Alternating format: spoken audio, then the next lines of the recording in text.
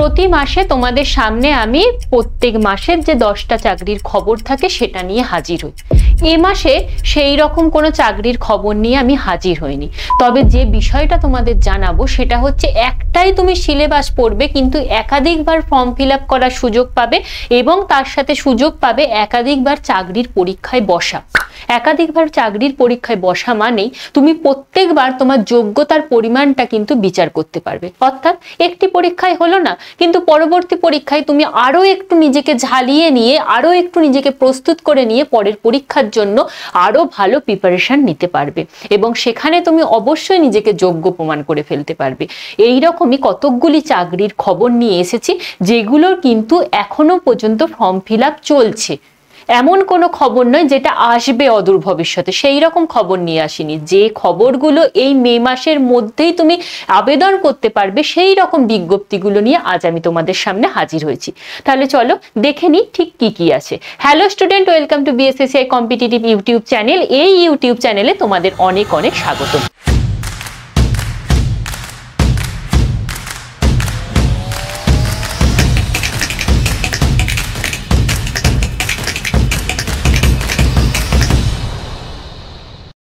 আজকে আমাদের আলোচনার বিষয় হচ্ছে, সিলেবাস থাকবে একটাই কিন্তু তুমি চাকরিতে বসার সুযোগ পাবে একাধিকবার। ঠিক কোন কোন চাকরিগুলো সেগুলো দেখে নেব, ঠিক কোন সংস্থায় চাকরি সেটাও আলোচনা করব। তাহলে চলো প্রথমেই একটু এই বিষয় নিয়ে আলোচনা করি। দেখো, প্রথমে তো বারবার বলছি যে সিলেবাস একটা থাকবে, চাকরি একাধিকবার তুমি বসার সুযোগ পাচ্ছ, সে তো থাকছে, কিন্তু এর যে যোগ্যতা থাকবে সেটা কিন্তু উচ্চ মাধ্যমিক পাস। অর্থাৎ কোনো টেকনিক্যাল যে তোমার প্রফেশনাল ডিগ্রি থাকতে হবে সেই রকম না, শুধুমাত্র তুমি যদি উচ্চ মাধ্যমিক পাশ করে থাকো তাহলেই কিন্তু এই বিজ্ঞপ্তিগুলোতে তুমি আবেদন করতে পারছো এবং ছেলে মেয়ে উভয়েই আবেদন করতে পারবে।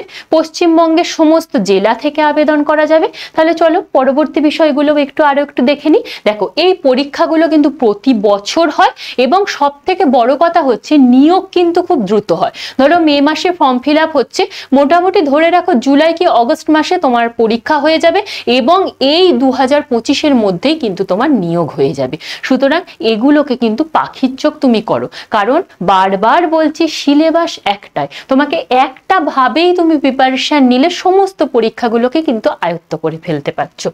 এরপরে দেখে নেব ঠিক কোন দপ্তরের কথা বলছি। দেখো, আমি যে প্রথমেই দপ্তরটা বলছি সেটা হচ্ছে সিএসআইআর। এই সিএসআইআর নিয়ে আমাদের এই চ্যানেলে তুমি অনেক ভিডিও দেখেছো এবং সেই সংক্রান্ত একদম বিশদে আলোচনা করব, যেগুলো এই মে মাসে এখনো পর্যন্ত তুমি আবেদন করতে পারবে। তার আগে বলে নিই এই সিএসআইআরটা কি। সিএসআইআর হলো council of scientific and research institute. এটি অবশ্যই একটি কেন্দ্রীয় সরকারি সংস্থা এবং এই কেন্দ্রীয় সরকারি দপ্তরের গ্রুপ সি পদে নিয়োগ হবে এবং এই দপ্তরে সারা ভারতবর্ষ জুড়ে বহু সংস্থা রয়েছে।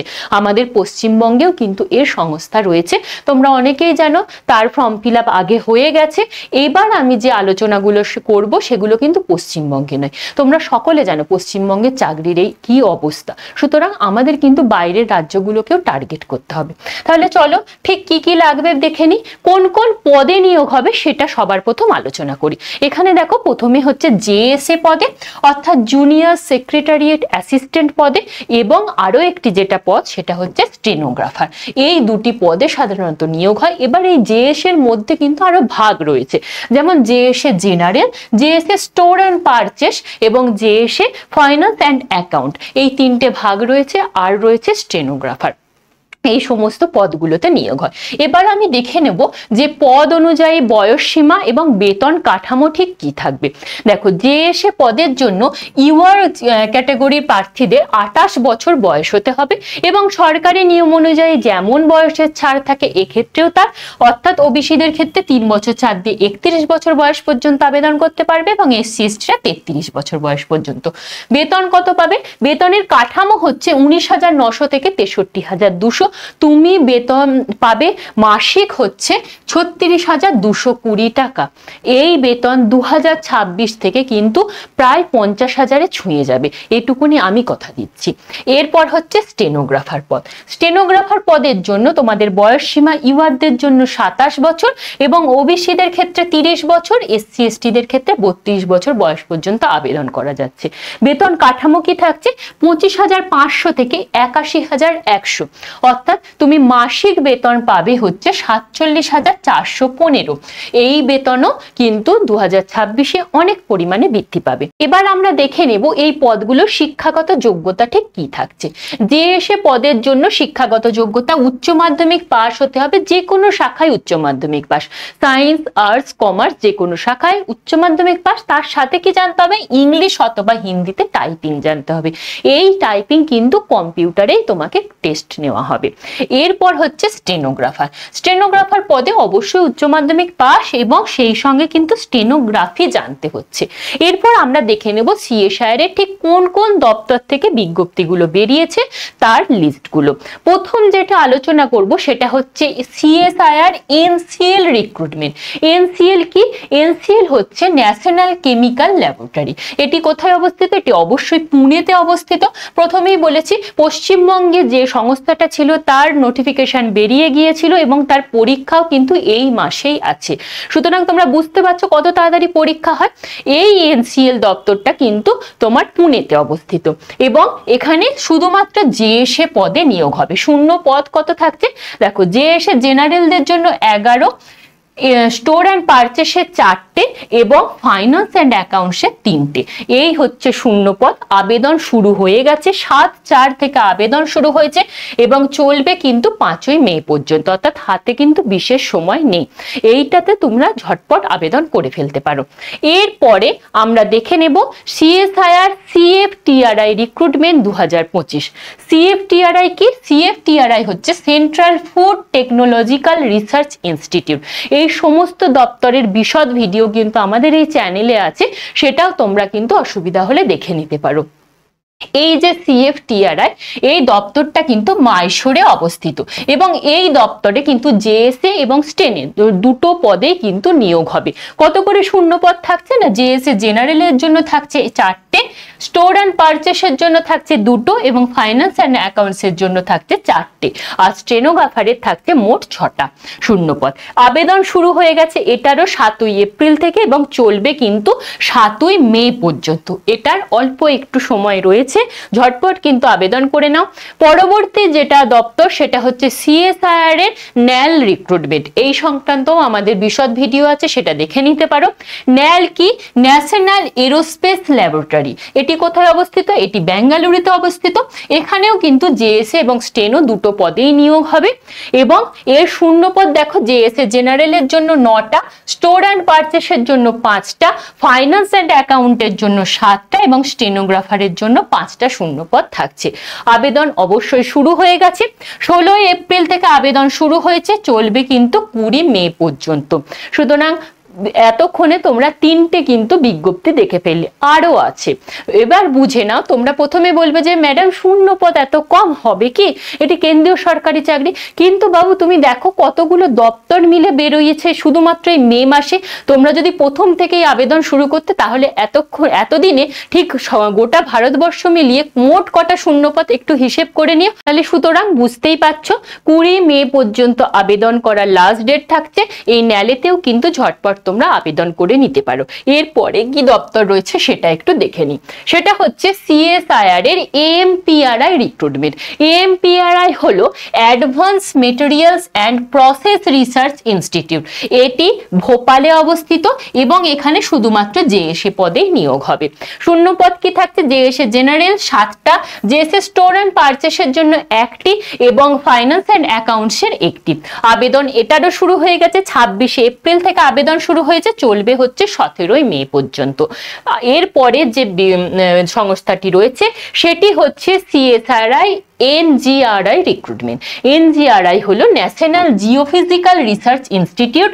এটি হায়দ্রাবাদে অবস্থিত। এখানেও শুধুমাত্র জেএসএ পদেই নিয়োগ হবে, অর্থাৎ উচ্চ মাধ্যমিক সাথে কিন্তু টাইপিং জানতে হচ্ছে। শূন্য পদ কি থাকছে? শূন্য পদ 8টা, একটা জেনারেলের জন্য স্টোর অ্যান্ড পারচেসের একটি এবং ফাইন্যান্স অ্যান্ড অ্যাকাউন্টসের হচ্ছে দুটো। আবেদন শুরু হয়েছে 2রা এপ্রিল থেকে এবং চলবে কিন্তু 26শে মে পর্যন্ত। এটা ডেট এক্সটেন্ড করা হয়েছে, 5ই মে লাস্ট ডেট ছিল, এটা ডেট এক্সটেন্ড করে 26শে মে করা হয়েছে। সুতরাং ঝটপট কিন্তু আবেদন করে ফেলো। এরপর আমরা দেখে নেব যে এটা নির্বাচন কিভাবে হয়। দেখো, প্রথম যে পদটা জেএসএ পদে কিন্তু 3টে ধাপে নিয়োগ হয়, অর্থাৎ একটা প্রিলিমস হবে, তারপর মেন্স হবে, তারপর হচ্ছে স্কিল টেস্ট হবে। প্রিলিমসে যদি তুমি কাট অফ ক্লিয়ার করতে পারো তাহলে তোমাকে মেন্সে ডাকা হবে, তারপর স্কিল টেস্ট হবে। স্কিল টেস্টের নাম্বার যোগ হয় না, শুধুমাত্র পাস করতে হয়, অর্থাৎ মেন্সের শুধু নাম্বার দিয়েই কিন্তু চূড়ান্ত মেধা তালিকা প্রকাশিত হবে। প্রশ্নের ভাষা যেহেতু অল ইন্ডিয়া পরীক্ষা, তাই ইংলিশ এবং হিন্দি বাইলিঙ্গুয়ালে থাকবে এবং প্রশ্নের স্তর হবে কিন্তু উচ্চ মাধ্যমিক লেভেলের। অবশ্যই এমসিকিউ টাইপই প্রশ্ন হবে। এরপর আমরা দেখে নেব ঠিক কত নম্বরের পরীক্ষা। দেখো, প্রথমে প্রিলিমসটা নিয়ে আলোচনা করব।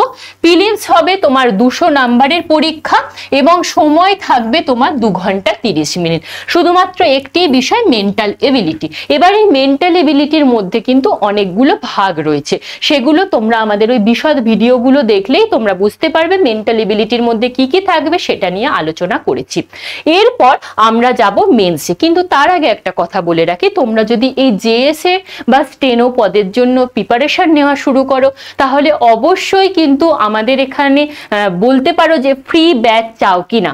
যদি তোমরা আমাদের থেকে কোনো সাহায্য পেতে চাও তাহলে অবশ্যই কমেন্টে ফ্রি ব্যাচ লিখে কমেন্ট করো, আমরা অবশ্যই তোমাদের জন্য ফ্রি ক্লাস আনবো। এরপর আমরা চলে যাচ্ছি মেন্সের দিকে। মেন্সে কি কি থাকছে না, জেনারেল অ্যাওয়ারনেস এবং ইংলিশ।